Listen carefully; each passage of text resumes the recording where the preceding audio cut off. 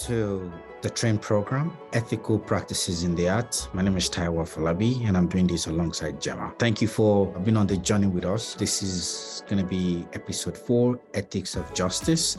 And then in the first episode, we just kind of set the background regarding what ethics is and some of those areas that we're going to be exploring. And the second topic, we considered ethical questioning as a tool to really engage art forms and the questions and the decisions we're making, whether from a sustainability lens, from anti-racism lens, in any other lens that we choose.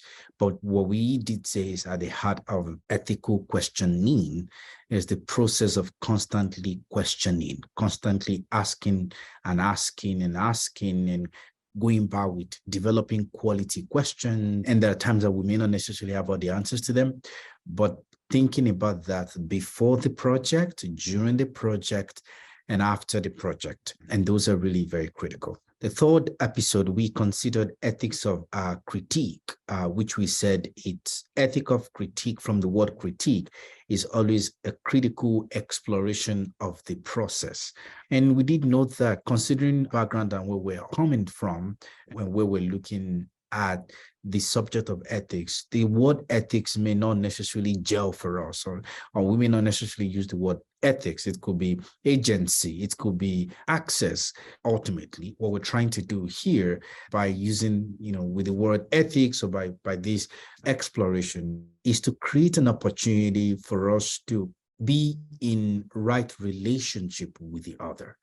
At the heart of that is relationality. At the heart of that is accountability, responsibility, knowing fully well that we're relational and social beings. And so our work as artists, or whatever role or position that we occupy within the ecosystem, these critical ideas have to be centered in our work.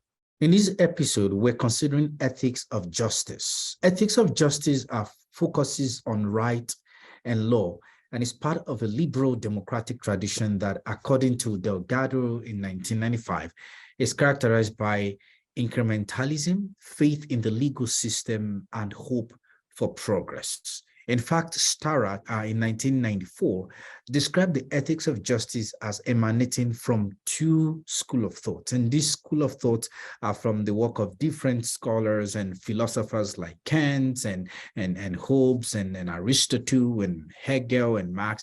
And we're not going to bother you with all of those details. But summarily, the two schools of thought, the first one considers the individual as central and sees social relationships as a type of a social contract where the individual, using human reason, gives up some right for the good of the whole or for social justice. The second school of thought tends to see society rather than the individual as central and seeks to teach individuals how to behave throughout their life within communities. So the first school of thought really considers the individual and the need to sort of let go of some rights for the social good. But the second school of thought sees the society rather than the individual, and central sees the society as central and seeks to teach individuals how to behave throughout their life within communities. The times that many cultures tend to fall to the extreme, either they're engaging the first school of thought or engaging the second school of thought. And hopefully more and more, there might be need to bring the both school of thought together to inform our way of reasoning. So whether from a traditional idea around ethics of justice or contemporary perspective, we have to take into consideration that at the heart of that is thinking about the ethical dilemmas and how to engage human rights, laws, rules and regulations, bylaws, and all of those kind of legal principles, whether soft law or hard law. But at the heart of that is to create an enabling environment where the right of the people thrives. So to put this in perspective in terms of how does this really affect us in terms of our work, I give two examples.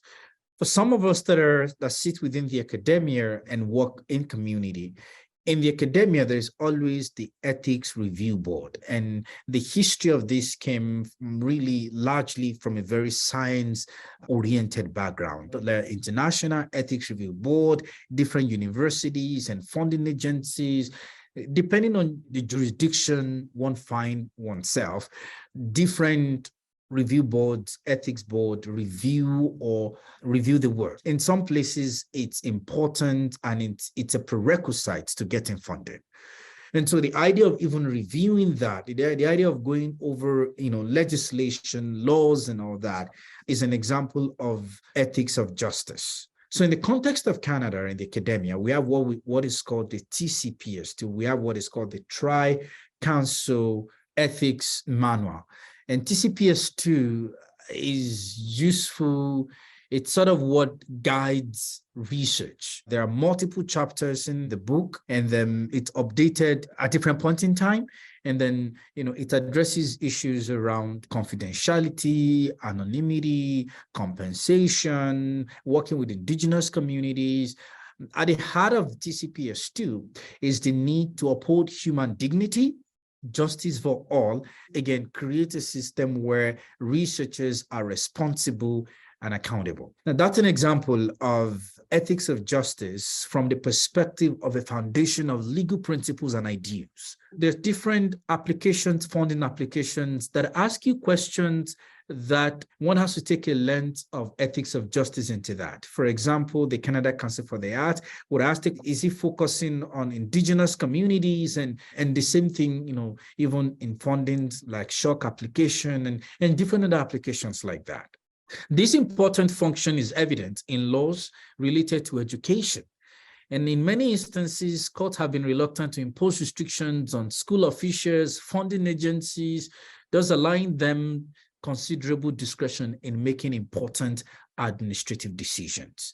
At the same time, again, because it has to do with laws and rules and regulations, and so the times that, courts are involved, and court opinions often reflect the values of the education community and, of course, the society at large. Finally, what is to be done when law is wrong, such as Jim Crow laws supporting racial segregation, which was noted in Starrett 1994. And of course, there are other examples out there. It is also in such instances that the ethics of justice may overlap with other paradigms, such as ethics of critique.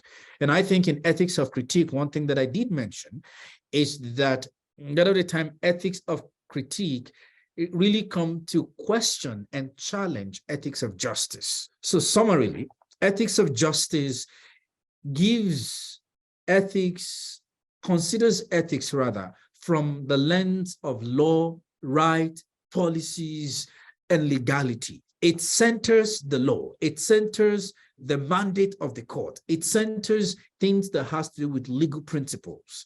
And the whole idea is that to be able to help researchers, artists, funders, and any other person involved in working in community to be able to deal responsively, accountably with the community members using the laws available. On the other hand, which is the critique of justice of ethics of justice, is a lot of the time too, ethics of justice at times is an opportunity to exonerate. It's sort of what I call like a liability checkmate, check and balances, because no organization wants to be held responsible or liable, all right? So by engaging ethics of justice is an opportunity to be able to say, hey, we want you to follow all of these rules and regulations because 2 years from now, 1 year from now, and in the future, we don't want to be dragged into the law court, all right, to answer A, B, C, or whatever complaint. That's the summary of ethics of justice. Happy to answer any question during our conversation. I hope you can engage with the reading and also listen to the podcast about ethics of justice. And then I do hope that the workbook also you find it useful. For any question, happy to chat during our one-on-one interactive session. Anyways, do have a lovely day, and we're looking forward to seeing you on Saturday.